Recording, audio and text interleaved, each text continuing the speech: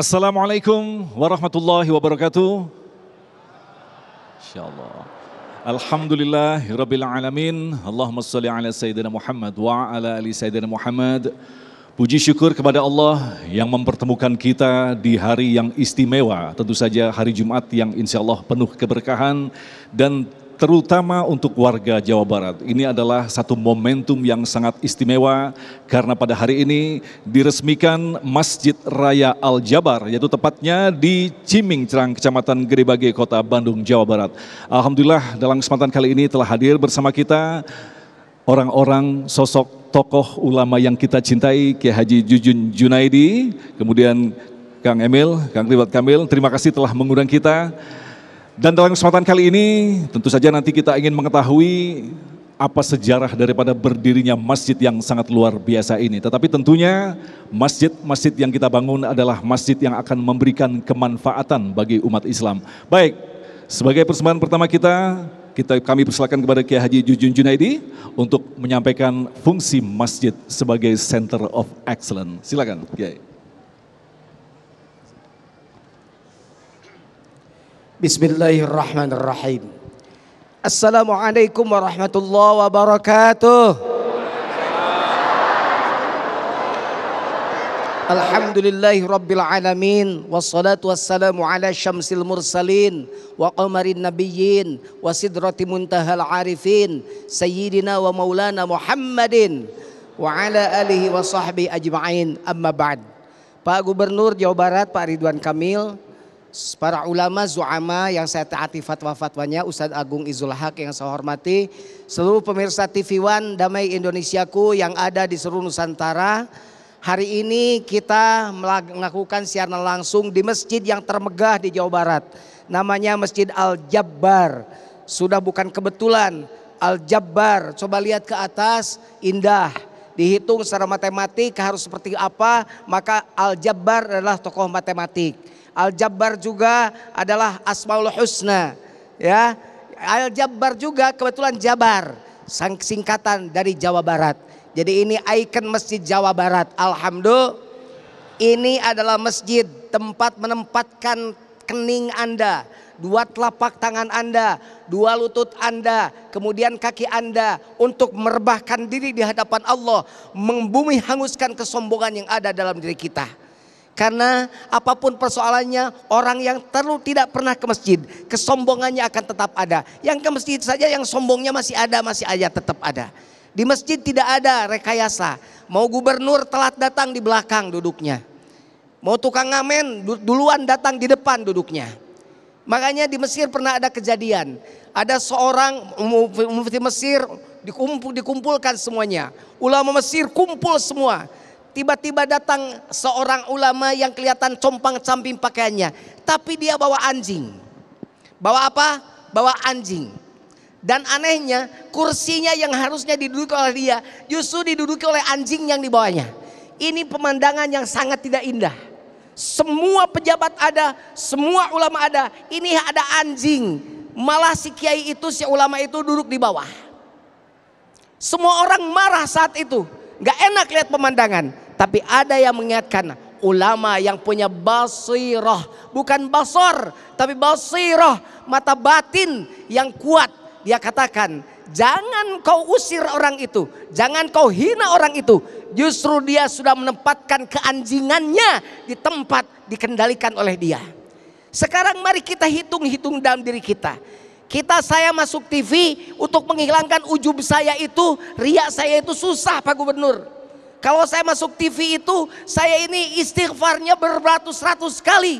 Karena yang ada dalam diri adalah saya ditonton oleh semua orang Indonesia. Bukan berceramah untuk mengingatkan hati kita. Mau tanyakan pada diri-diri kita. Pada para ulama yang ada. Apakah Anda mencari masyarakat, mencari simpati masyarakat, atau mencari Allah Subhanahu wa Ta'ala? Kita sekarang kumpul di masjid. Masjid itu tempat sujud, tempat merebahkan diri. Semuanya tidak ada kecuali hanya Al-Jabbar saja. Hanya Allah yang Al-Jabbar, hanya Allah yang perkasa, hanya Allah yang kuat. tidak ada yang lebih kuat kecuali Allah. Duduk di masjid, Anda sebenarnya harus menghitung diri Anda. Maka masjid yang indah ini insya Allah untuk semuanya nanti dimakmurkan. Datang ke sini semuanya, sholat di sini semuanya. Cuman anehnya sekarang sholat di masjid itu susah. Ada orang yang rumahnya dekat masjid, 1 meter ke masjid, dia tidak datang. Tapi ke tempat pegawainya puluhan kilo dia datang. Tapi kenapa ke masjid? Padahal cuma 2 langkah tidak datang. Berat kakinya. Diajak oleh ustadz, diajak ke masjid, dia nolak. Diajak kedua kali, dia nolak. Diajak ketiga kali, malah marah pada ustadz yang ngajaknya. Pas mau diajak keempat kali, dia sudah tidak ada. Ternyata dia sudah ada di masjid. Bukan alhamdulillah, dia ada di masjid, sopnya paling depan, lebih depan daripada imam, karena dia disolatkan. Jadi siapapun pasti akan disolatkan di masjid. Maka amit-amit kalau Anda tidak pernah ke masjid. Kira-kira ada nggak orang di sini yang tidak pernah ke masjid? Bu, saya nanya ibu, jawab. Kalau nggak jawab suaminya kawin lagi. Mau suaminya kawin lagi? Jawab. Ibu suka ingatkan suami masuk masjid nggak? Banyak suami ibu sholat di rumah atau di masjid? Di masjid atau di rumah? Kalau suami ibu masih sholat di rumah, ibu beli mukena 1 lagi. Beri mukena suami ibu. Kalau suami ibu marah, kenapa kamu beli mukena? Buat kamu sholat. Kan saya laki-laki. Laki-laki sholatnya di masjid. Kalau laki-laki sholatnya di rumah, berarti perempuan. Jadi jangan pakai sarung, tapi pakai muken. Siap bu begitu? Dakwah itu bukan tugas saya saja. Dakwah itu tugas semua. Saya da'i, ibu da'iyah. Saya qori, ibu yang kenceng. Saya qori, ibu. Saya mubalik, ibu. Kalau bahasa Arab saya anta, ibu. Anti, saya kunta, ibu. Jadi ibu itu punya tugas dakwah. Allahu Akbar, Allahu Akbar. Toel suami ibu, Pak adan, adan cek saha dangdutan. Allahu Akbar, Allahu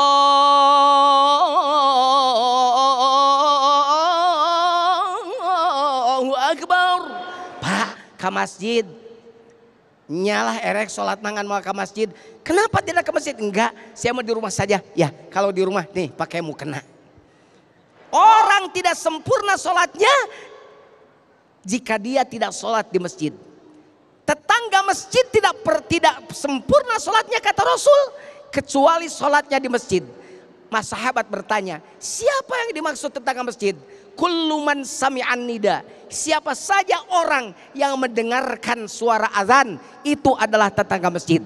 Saya apa 200 meter tetangga. Saya 300 meter kedengaran suara azan, kedengaran tetangga. Ke masjid sholatnya. Saya 500 meter pak, masih kedengaran suara azan, masih ke masjid. Berarti Anda tetangga masjid. Masuk ke masjid, sholat di masjid. Sekarang kita sudah punya masjid Al-Jabbar. Tinggal memakmurkannya. Nikmat, tadi saya sholat berjamaah. Bapak nikmat nggak sholat di masjid enak begini? Nikmat, harus nikmat dulu dong masuk masjid. Ini mau masuk masjid, karpetnya saja kucal. Sujud loba kesikan. Alhamdulillah 5 kali sholat di dia hidung tarang. Sebab karena kesik wae. Ini apa karpetnya empuk, enak, nikmat sholat. Sujud Anda di masjid Al-Jabbar, insya Allah keakuanmu akan dihilangkan. Fi buyutin azinallah anturfa'a wa yuzkara fi hasmuh. Di rumah Allah inilah angkat, sebut nama-nama Allah dengan baik. Insya Allah masjid akan menjadi tempat untuk menghilangkan keakuan kita. Keakuan kita dalam tanda kutip akunya. Keakuan kita dihilangkan. Karena kita suka datang dan sholat bersujud merebahkan diri di masjid insya Allah.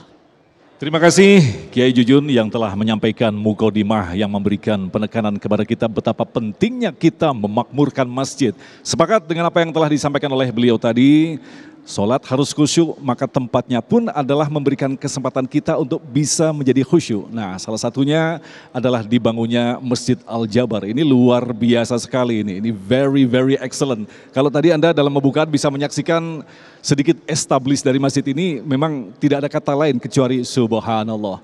Tentu saja pemirsa ingin mengetahui bagaimanakah sejarah berdirinya masjid yang luar biasa ini. Nanti kita akan berbincang-bincang dalam segmentasi selanjutnya bersama Kang Emil. Tentunya masih bersama kami, Damai Indonesiaku.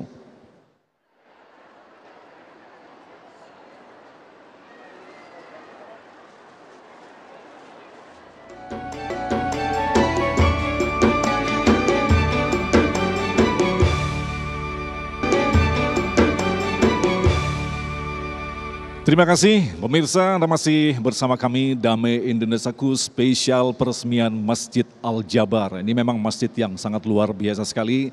Tentunya dalam waktu yang sangat singkat ini pemirsa Damai Indonesiaku ingin mengetahui apa sesungguhnya sejarah didirikan masjid ini, kenapa arsitekturnya begitu luar biasa. Bahkan kalau saya mengatakan ini sangat rumit sekali, tetapi sangat detail. Nah, siapakah sosok yang membuat gambar yang sangat jelas ini, kemudian apa sesungguhnya filosofi dari setiap sudut. Kalau kita perhatikan tentu saja dalam setiap bangunan memiliki filosofi. Itulah nanti akan dijelaskan oleh Kang Emil. Kang Emil, alhamdulillah. Siap. Apa kabar Kang Emil? Alhamdulillah, Rabbil Alamin. Kang, tadi acara ini kan sebenarnya kita mulai dari jam 9 pagi, seremonial segala macam, kemudian Kang Emil tadi menyampaikan sambutan. Nah, dari sekian lama sambutan, saya menyimpulkan ada satu yang saya garis bawahi tentang takdir, Kang. Sebelum kita masuk di elemen-elemen ini, Kang. Nah, apa sesungguhnya kaitan antara takdir dengan berdirinya masjid-masjid ini, Kang? Iya, saya kira semua yang kita jalani dalam hidup ini, jatuhnya hujan, jatuhnya daun, nasib kita, semua adalah ketetapan Allah. Jadi, pada saat takdir itu menghampiri, yang bisa manusia lakukan adalah dua. Satu berikhtiar, dua bermunajat, kira-kira begitu. Ikhtiar tanpa doa tidak barokah. Doa saja tanpa ikhtiar kadang-kadang tidak kemana-mana karena ada ikhtiarnya. Nah, takdirnya saya pendidikannya arsitek. Tugasnya berimajinasi, menyempurnakan peradaban manusia dengan ruang, bangunan, kota, dan lain sebagainya. Oleh Allah ditambahi lagi takdirnya sebagai gubernur Jawa Barat. Jadi ada dua takdir berhimpun dalam fisik saya, berimajinasi dan mengambil keputusan untuk rakyat Jawa Barat. Jawa Barat penduduknya 50 juta, tidak punya masjid raya selama ini. Jadi saya kasih tahu Bapak Ibu para pemirsa TV One, di level negara namanya Masjid Negara. Berarti hanya satu, namanya Masjid Istiqlal. Di level provinsi namanya Masjid Raya. Kalau ada 38 provinsi berarti harus ada 38 Masjid Raya. Di level kota kabupaten namanya Masjid Agung. Seperti kota Bandung. Di level bawahnya lagi masjid kecamatan, masjid besar, masjid desa, masjid jami.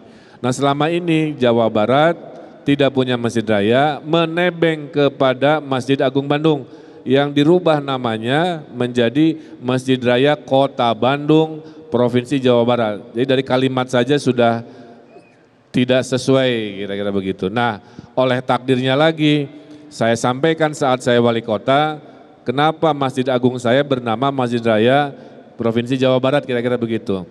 Dengan Pak Ahmad Heriawan, Gubernur terdahulu didiskusikan dan disepakati, kita bangun Masjid Raya Provinsi Jawa Barat, saya usulkan lokasinya di sini.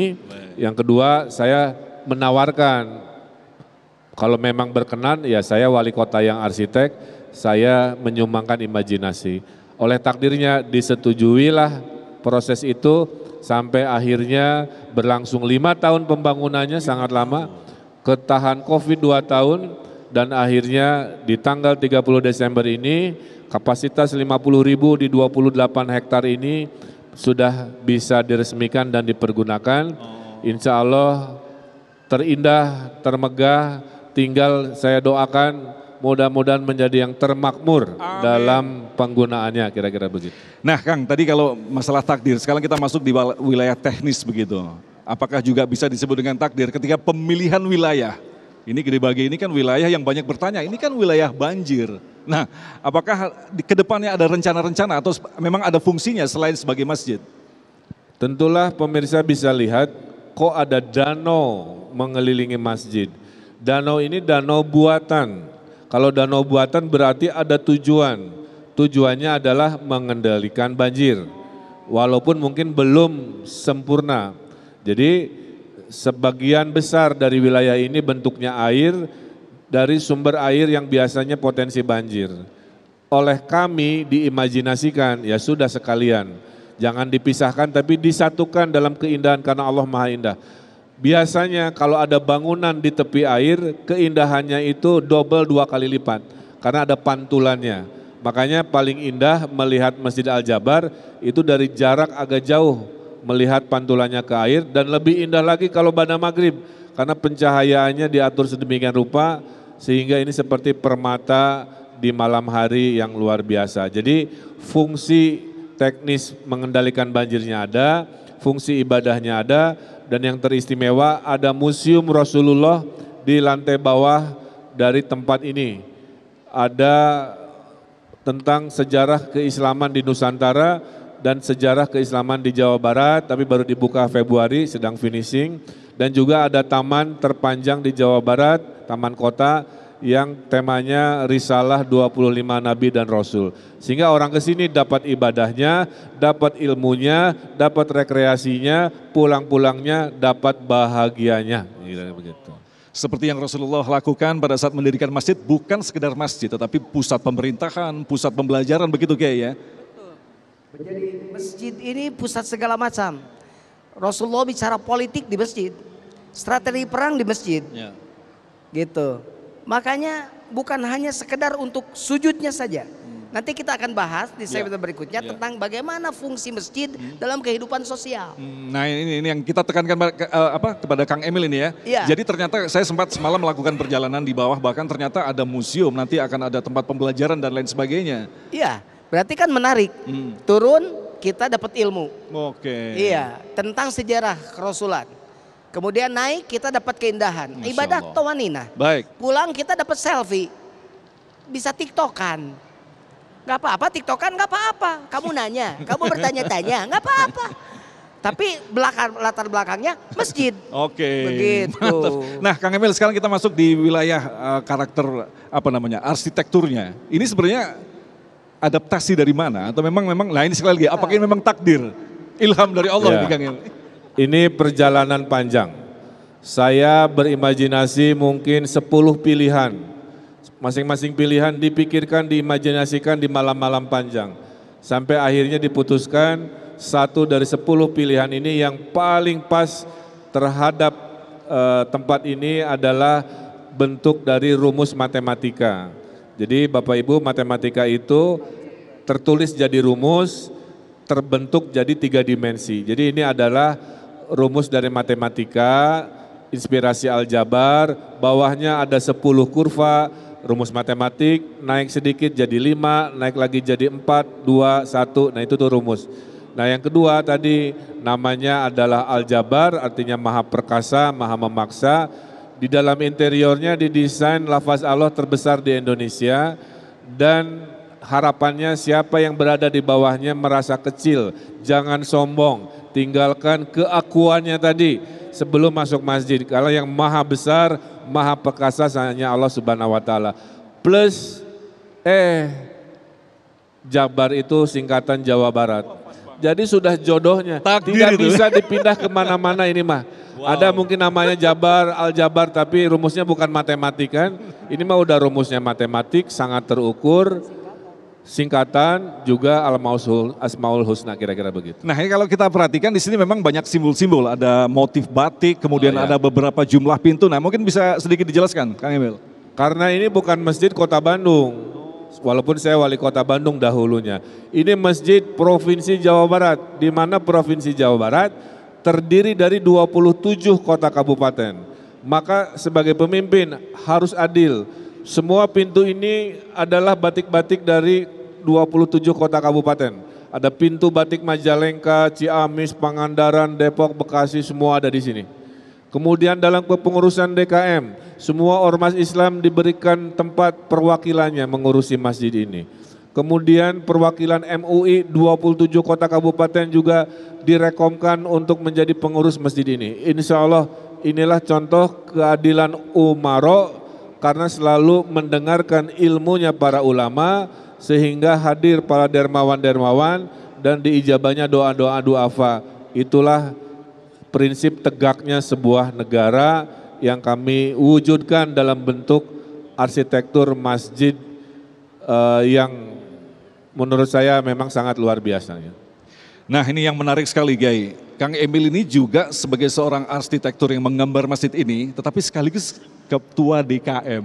Ini kan menarik sekali. Nah Kang Emil mungkin bisa kita cermati, kritik bagi kita bersama. Di Indonesia ini kan kalau kita keliling, ini ada masjid-masjid agung, masjid raya yang besar-besar, tetapi mohon maaf, jemaahnya tidak begitu banyak begitu ya kan, kecuali hari-hari tertentu dia akan berkumpul di situ. Nah, mungkin Kang Emil bisa menjelaskan kepada kita lantas apa ke depannya yang nanti akan dilakukan sebagai ketua DKM. Tapi tunggu dulu Kang, kita nanti akan jawab di segmentasi selanjutnya. Tetaplah bersama kami, Damai Indonesiaku Spesial Peresmian Masjid Agung Al-Jabar, Bandung.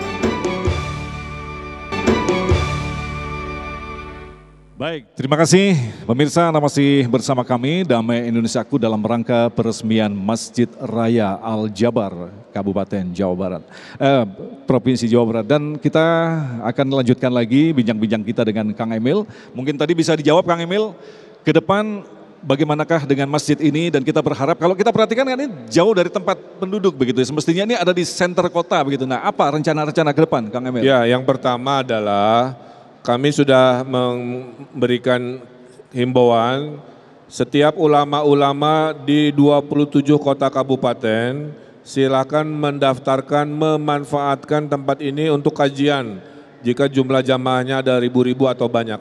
Difasilitasi oleh DKM-nya, boleh ngetek mau minggu pertama tiap bulan, minggu kedua tiap bulan, mau hari Ahad, pada lohor, pada isya, silahkan. Ya, dikalikan 27 daerah, saya meyakini pasti akan ramai. Kan tadi bukan hanya tempat sholatnya saja, di sini mah istimewanya ibu-ibu setelah nanti pengajian ke bawah lihat museum, ya, museum terbesar tercanggih sejarah Rasulullah dari mulai lahirnya tahun gajah sampai datangnya Islam ke Nusantara di Cirebon di Jawa Barat. Kemudian pulangnya ada restoran di bawah, nanti lihat ada rekreasi perahu di danau yang sedang kita siapkan, lihat ke taman-taman Rasul 25 Nabi, ada di belakang nanti ada food court dan lain-lain. Jadi ini memang paket lengkap lah.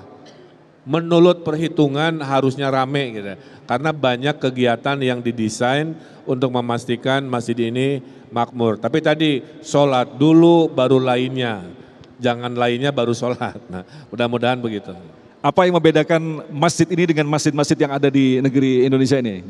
Jadi artinya kalau kita perhatikan di sini, Kang Emil jarang menggunakan kubah, kemudian ini ada di tengah air. Ini apa yang membedakan secara spesifik, Kang? Ya, banyak sekali perbedaan. Pertama, ini masjid yang punya alun-alun. Jadi di depan tuh, di belakang, di depannya itu ada alun-alun.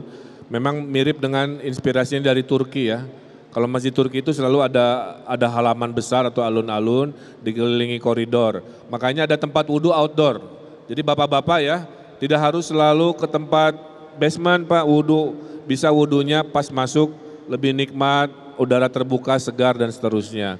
Kemudian ada minaretnya 4. Ya, biasanya kan masjid 1.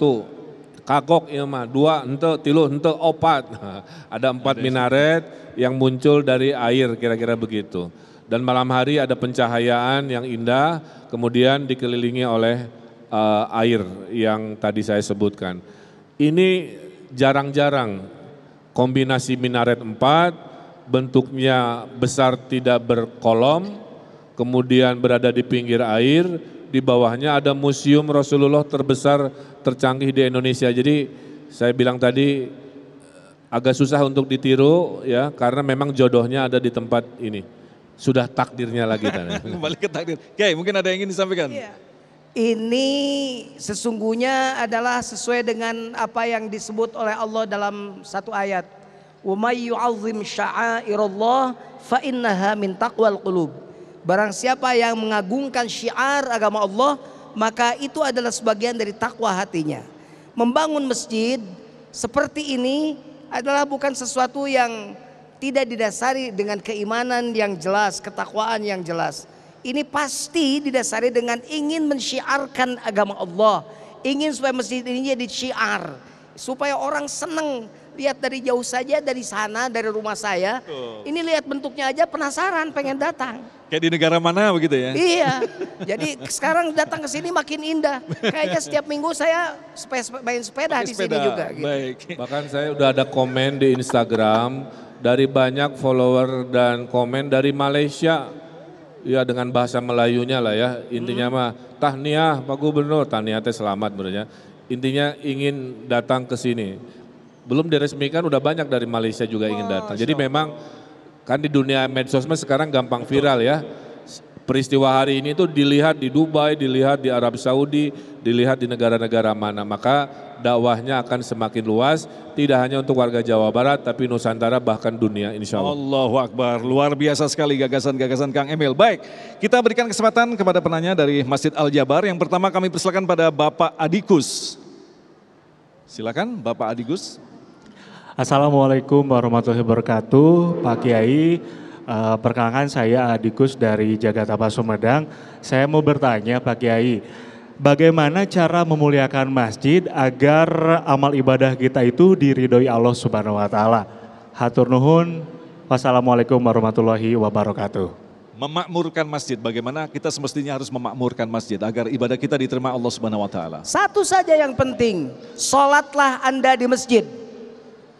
Jangan membiasakan diri sholat di rumah. Wahai kaum laki-laki, biasakan langkahkan kaki Anda ke masjid. Itu saja. Cetek itu jawaban yang tadi itu.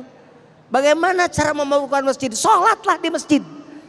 Karena sesungguhnya masjid ini tempat sujud, tempat merebahkan diri, tempat kalau ada susah dalam kehidupan, punya banyak problem dalam kehidupan, berat punggung Anda dengan kehidupan, sekali-kali tunduk di masjid, serahkan pada Allah di masjid.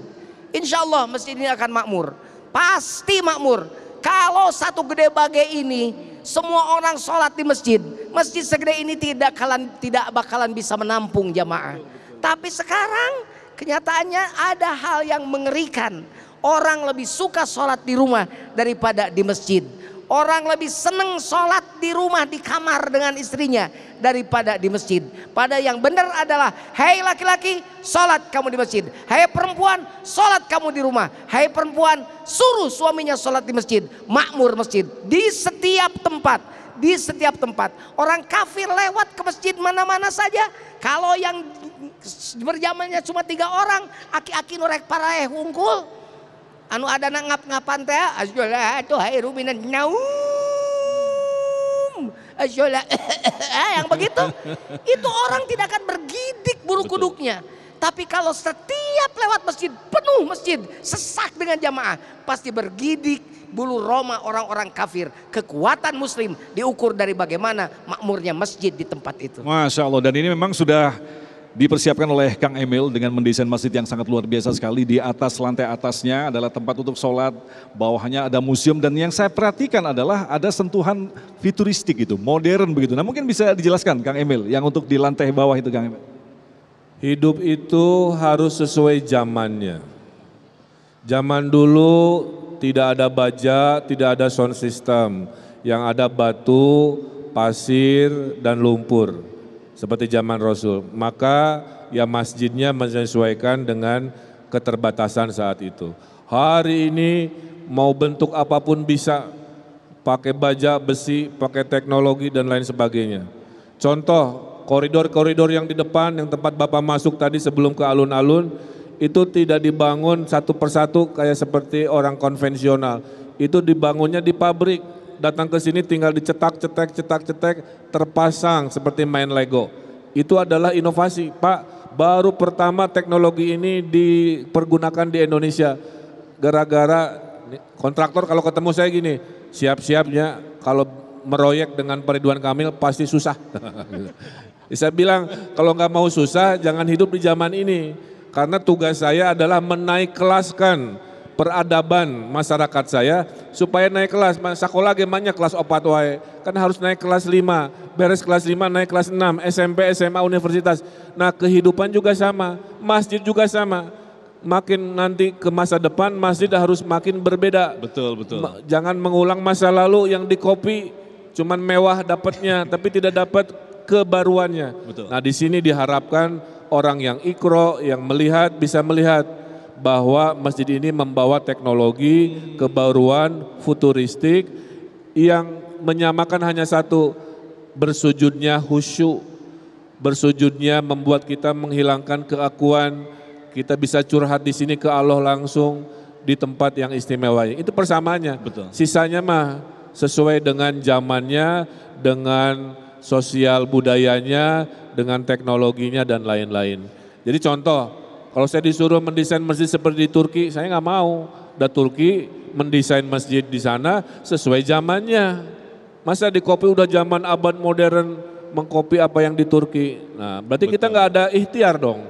Nah, saya ingin membuktikan inilah ikhtiar masyarakat Jawa Barat, inilah masa depan yang membedakannya, tapi yang persamaannya rukun Islamnya sama, rukun imannya sama, fikihnya sama, Ahlussunnah wal Jamaahnya sama, semuanya sama. Saya kira itu pesan kenapa bentuknya unik ya. Karena kebetulan saya sukanya tidak terlalu lurus-lurus, pengennya lengkung-lengkung kan kira-kira begitu. Ini tempat AC yang ada Quran di bawahnya melingkar melengkung, ini juga atapnya melengkung. Kontraktor memang hese makanya. Tapi hasilnya ternyata bisa. Excellent. Pada saat hari panen ibaratnya begitu ya, keringat kita dan apapun kecapean kita terbayar oleh itu. Makanya ibu saya pas masuk dari pintu itu Kang Agung, melihat kemegahan dan lafaz Allah seketika 1 menit menangis gitu, Sombongan terharu. luruh, ya betul. Itu sifat manusia yang wajar melihat sesuatu yang baru, yang tidak pernah terbayangkan. Nah, saya menghimbau, mari naik kelaskan peradaban Islam kita, naik kelaskan keindonesiaan kita, naik kelaskan keilmuan kita, dan khairunas anfa'uhum linas. Sebaik-baik manusia adalah manusia yang bermanfaat. Betul. Saya nggak mau jadi gubernur yang gitu-gitu aja. Saya ya Allah ingin jadi gubernur yang bermanfaat. Jawa Barat 4 tahun sudah 451 penghargaan. Berarti ada 451 perubahan yang dibawa dan dilaksanakan sehingga insya Allah mengakhiri jabatan pun tidak ada apa istilahnya penyesalan, semua pencapaian dan kita tidak butuh pujian manusia. Itu yang penting perjanjian sumpah saya kepada Allah Subhanahu wa taala saya coba tunaikan sebaik-baiknya. Masya Allah, ternyata setiap sudut memiliki pesan-pesan tertentu begitu ya. Dan bahkan tadi di wawancara Kang Emil mengatakan ini adalah desain yang paling rumit dari sekian puluh masjid yang ada. Baik, terima kasih Kang. Kita akan lanjutkan lagi kepada penanya selanjutnya, Ibu Alia. Ibu Alia, oke siap. Assalamualaikum warahmatullahi wabarakatuh. Bapak Ridwan Kamil mau bertanya, bagaimana Bapak Ridwan Kamil mensortir aktivitas masyarakat dalam rangka memakmurkan masjid dari kegiatan-kegiatan yang dikhawatirkan memecah belah persatuan umat muslim. Demikian, wassalamualaikum warahmatullahi wabarakatuh. Silakan Kang. Ya, hidup itu adalah kesepakatan. Negara ini bersepakat memilih pemimpin dengan demokrasi. Di Cina tidak ada demokrasi, di Arab Saudi tidak ada demokrasi. Hidup ini adalah kesepakatan. Jadi para pendahulu kita bersepakat karena kita berbeda-beda, kita harus punya perjanjian antara kita secara sosial. Maka lahirlah Pancasila, itu adalah perjanjian kita. di mana nomor satunya adalah ketuhanan, bukan nomor 5, bukan nomor 4. Keduanya kemanusiaan. Masyarakat paling ahli sedekah di dunia nomor 1 masyarakat Indonesia. Yang ketiganya persatuan, 4-nya munpasea musyawarah, 5-nya keadilan, tong benghar sorangan. Kalau kaya boleh kaya, yang miskin ke bawah-bawah.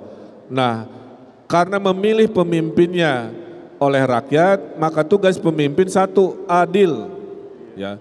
2, dalam adil itu ada tugas mendamaikan yang bertengkar, kan begitu ya, membagi rizki sesuai proporsinya, karena adil dalam Islam adalah menempatkan segala urusan sesuai dengan takarannya.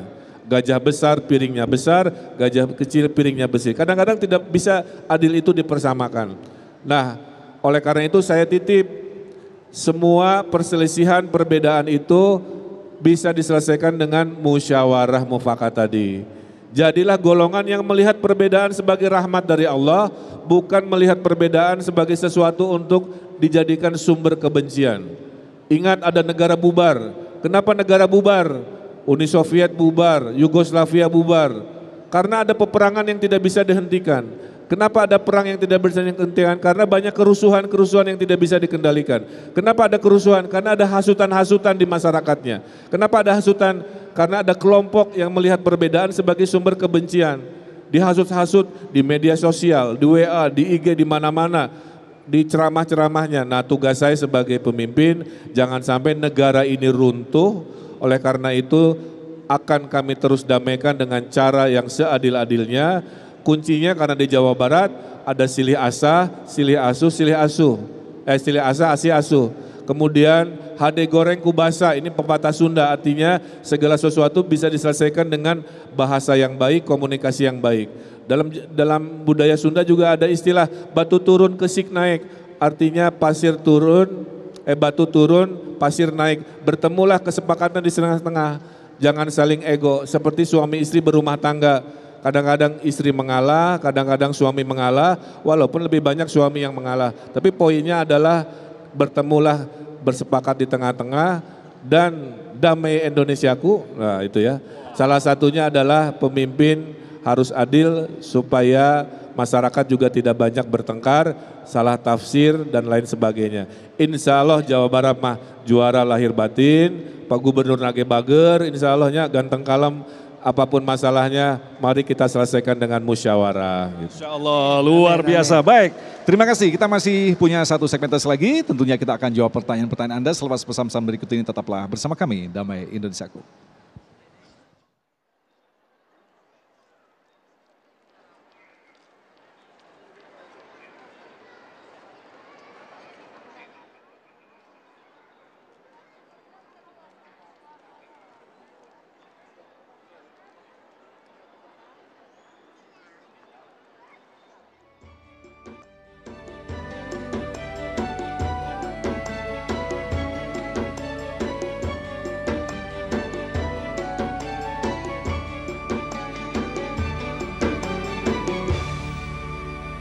Terima kasih pemirsa, Anda masih bersama kami Damai Indonesiaku dalam rangka peresmian Masjid Agung Al-Jabar.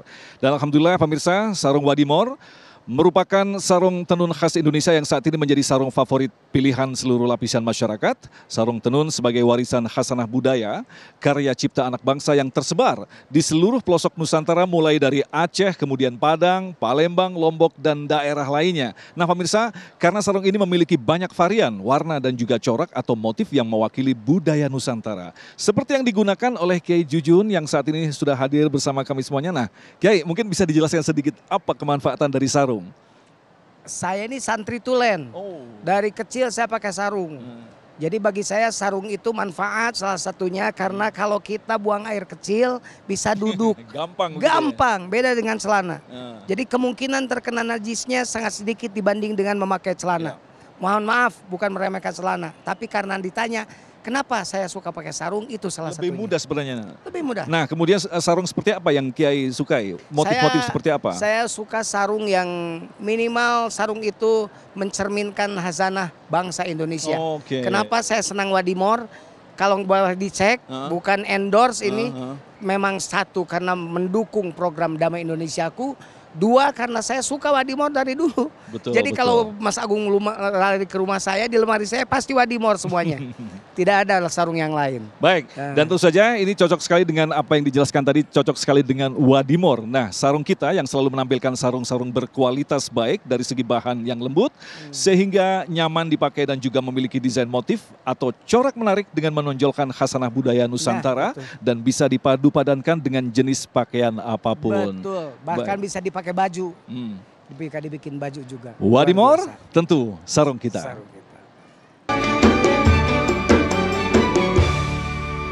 Terima kasih pemirsa, masih bersama kami Damen Saku dalam rangka peresmian Masjid Raya Al Jabar. Ada pertanyaan selanjutnya akan disampaikan oleh Ibu Cindy. Silakan. Assalamualaikum warahmatullahi wabarakatuh. Saya Cindy dari Kota Bandung. Saya mau bertanya sama Pak Ustadz. Ini Pak Ustadz, ini kan masjid sangat indah, sangat bagus. Pertanyaannya, bagaimana hukumnya jika ada masjid yang begitu indah seperti ini, tapi masyarakatnya malah enggan untuk beribadah.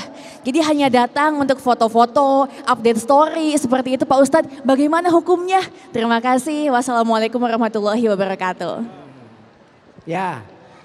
Bagaimana hukumnya orang yang datang ke sini malah bukan sholat, cuma sekedar foto-foto. Ya, kalau bukan waktunya sholat nggak apa-apa foto-foto. Ya, kalau bukan waktunya sholat ya foto-foto, silakan nikmati keindahannya. Tapi minimal dengarkan lah ibu ya.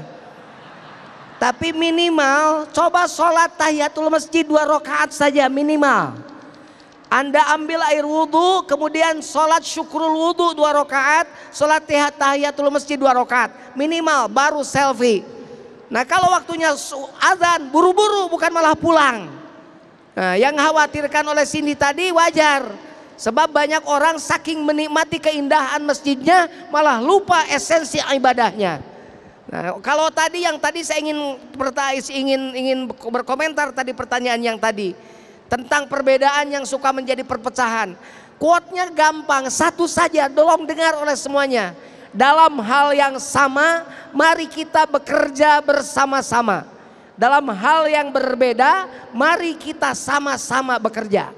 Sekali lagi, dalam hal yang sama, mari kita bekerja bersama-sama. Tetapi dalam hal yang berbeda, mari kita sama-sama bekerja. Baik. Semua punya dalil, silakan amalkan sesuai dengan keyakinannya. Tapi dalam hal yang sama, yuk bekerja bersama-sama. Masuk Masjid Al Jabar, datang ke masjid. Yo, kalau saya bilang begini, ibu bilang hu. Kalau saya bilang begini, ibu bilang ha. Sing nurutnya ke atas, hu, ke bawah. Ayo bareng, kompak. Orang Jawa Barat mah harus kompak. Masuk Masjid Al Jabar, tidak harus membayar sholat di Masjid Al Jabar, tidak harus membayar etikaf di Masjid Al Jabar, tidak harus membayar selfie di Masjid Al Jabar, tidak harus membayar. Ternyata jalan ke surga murah harganya, tapi anehnya walaupun murah banyak yang ogah. Baik ya. Nah, Kang Emil sedikit tadi seperti yang dikatakan tadi, tempat-tempat ini bisa jadi semacam wisata religi begitu ya. Nah, apakah ke depan akan ada rencana berbayar atau seperti apa? Atau memang digratiskan semuanya? Ya, masjid ini divisikan harus mandiri secara ekonomi. Bayar listriknya mahal, airnya mahal. Awal-awal pasti ada dukungan dana dari pemerintah daerah, tapi kita harus menjadi masyarakat yang cerdas, masyarakat yang mandiri. Sedang dirancang, ada kegiatan-kegiatan yang menghasilkan pendapatan. Jadi museum memang ada tiketnya, untuk umum ada harganya, untuk anak sekolah pasti sangat murah atau digratiskan sedang kita pikirkan. Nanti ada bagi hasil dengan yang dagang UKM-UKM di sini. Boleh nanti mau menikah di sini diatur, ada resepsi, ada ruang resepsi Bapak Ibu di lantai bawah untuk mereka yang mau melaksanakan resepsi pernikahan misalkan. Kemudian ada event-event sekian. Pokoknya semua insya Allah pendapatan itu dipakai untuk memakmurkan kegiatan-kegiatan sampai suatu hari masjid ini tidak lagi harus meminta bantuan dari pemerintah daerah. Nah, jadi saya kira itu, dan karena bentuknya rumit, fasilitasnya paling kompleks, maka pengurus DKM-nya pun tidak biasa. Akan ada unit bisnisnya, akan ada unit usahanya dan lain sebagainya yang ujung-ujungnya semata-mata agar masjid ini menjadi masjid yang mandiri, kira-kira begitu.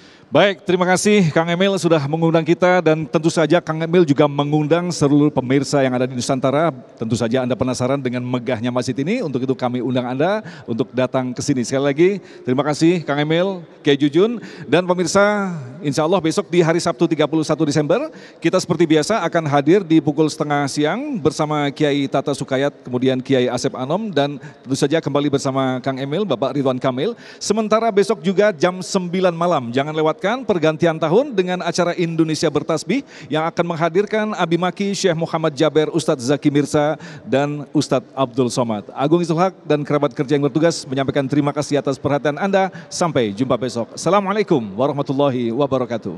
Baik ibu-ibu dan bapak-bapak, kita akhiri dengan doa dulu. Ayo kita bersama-sama berdoa. Allahumma salli ala sayyidina wa habibina wa syafi'ina wa maulana Muhammad wa sallim wa radallahu tabaraka wa ta'ala an kulli sahabati rasul ajma'in. Amin. Allahumma ya qadiyal hajat, Allahumma ya kafiyal muhimmat, Allahumma ya dafi'al baliyat, Allahumma ya rafi'ad darajat, Allahumma ya syafi'al amrad, Allahumma ya arhamar rahimin. Allahumma lakal kullu wa bikal kullu wa minkal kullu wa ilaikal kullu wa antal kullu wa kullu kulli birahmatika ya arhamar rahimin. Subhana rabbika rabbil izzati amma yasifun wa salamun alal mursalin walhamdulillahi rabbil alamin. Al-Fatihah. A'udzubillahi minasyaitonir rajim. Bismillahirrahmanirrahim. Alhamdulillahi rabbil alamin. Arrahmanir rahim. Maliki yaumiddin. Iyyaka na'budu wa iyyaka nasta'in. Ihdinas siratal mustaqim. Siratal ladzina an'amta 'alaihim.